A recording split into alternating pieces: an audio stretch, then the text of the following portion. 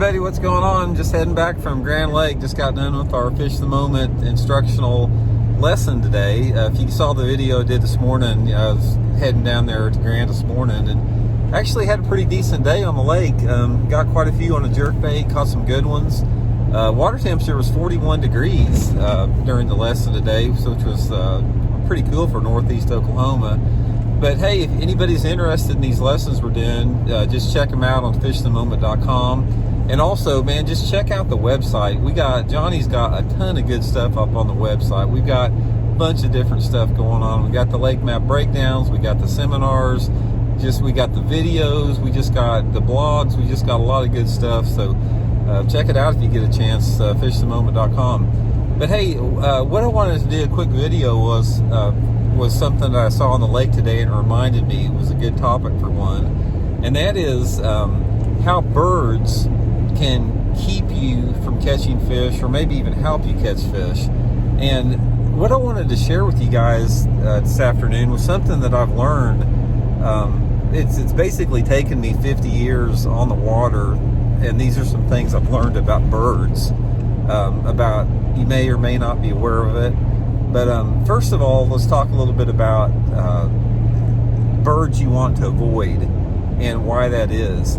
I can tell you one thing right now, and it was the same today, and I don't know what it is about it, but anytime that you see geese or ducks in the water of the bank that you're fishing, you need to either cut those ducks and geese off at the path or move and come back later. So basically what happens is, and this is something that I've just proven to myself over and over again, and as soon as I see it, I'll say something to whoever's fishing with my partner.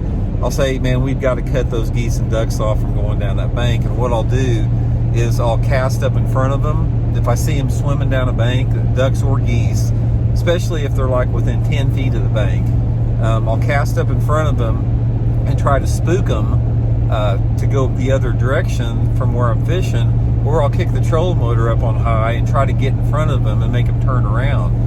Because guys, I can promise you right now, I have proven to myself over and over and over again, if you go down a bank where a goose or a duck is swimming along, very seldom are you going to catch a fish. I'm not sure exactly what it is, or something about those ducks and geese paddling in the water like that, the presence that they have above the water, it will shut those fish off. Those fish will just not bite. And I'm not saying it's impossible to catch them around them, but I'm telling you right now, I've had so many situations where it just ruined the bank. I just could not catch the fish in there. So what I do now is, anytime I'm coming up on a bank that I want to fish, and if I look in front of me, and so if I've got geese or ducks around me or in front of me, I position my boat or cast in front of them to make them turn around. And don't get me wrong, I love geese and ducks. I mean, I love watching them. You know, I love everything about them, but I just don't want them around me when I'm fishing. That's just something I've just seen over and over again. So, big piece of advice there: if you see them on the water, try to cut them off, get them going in the other direction. Or if they swim down the bank that you're fishing, let them get way out in front of you or come back later. Makes a big difference. A little bit of other bird observation I can share with you guys. Same goes with the coots. For whatever reason, if you guys have a lot of water with coots on them, and coots are cool birds, man, they really are, and they're thick all over the southeast, anywhere you got grass. The coots will sort of do the same thing. They tend to hang out in big flocks, and they tend to stay off the bank a little bit more, although they will like to get around boat docks. But I do the same thing on coots. I try to head them off at the pass. I try to get them to turn around, and if they don't, I try to come back later. Another thing that you'll find out about coots is, if you're fishing a lot of lakes that have grass, whether it be a Florida lake, a TVA lake, a Texas lake, or whatever that has a lot of hydrilla, if you have a bunch of coots that are in the area that you're fishing of the grass bed, those coots are in there because they're diving down and eating that grass. And what they do is they dive down in there and they pull up the grass, and they pull it up off the bottom, break the stem off, and eat some of it, but you have a bunch of it left over floating on the surface. So if you have an area that's got a lot of coots in it, and you're fishing a moving bait that you have to cast and reel through the water, it can really severely affect the area. I was fishing a tournament at Lake Gunnersville, the last FLW I fished there, and after the second day of the tournament, I made the top 20. I think I was in, I don't know, 11th or 12th place going into the semifinal day, the third day. And I was fishing a big grass flat with spinner baits and jerk baits and lipless crankbaits. And I got there that third day, and the Coots had moved into where I was fishing, and they had pulled up so much grass off the flat that I was fishing. There were hundreds of Coots in this area, and they'd pulled up so much grass off the bottom, I couldn't even cast. Every cast that I'd made, I'd reel it 4 or 5 feet through the water, and it'd get caught up on floating grass, and it just trashed the area I was fishing. I couldn't even fish it. I went from, having a chance to probably win the tournament to, just having to abandon the area completely. So, Coots will do that to you too.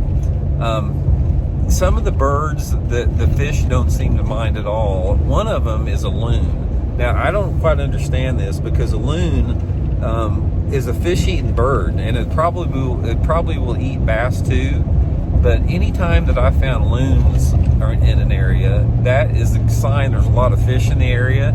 And for some reason, I still catch fish right around the loons, which is sort of surprising, since they're a predator bird.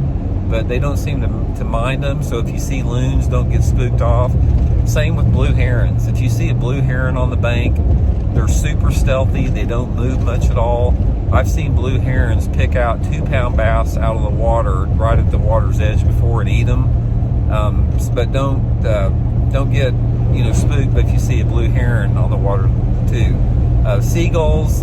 Everybody knows seagulls is a good sign in the water. Most of the time, if you see seagulls in the water, there's some type of shad activity, some type of bait fish activity.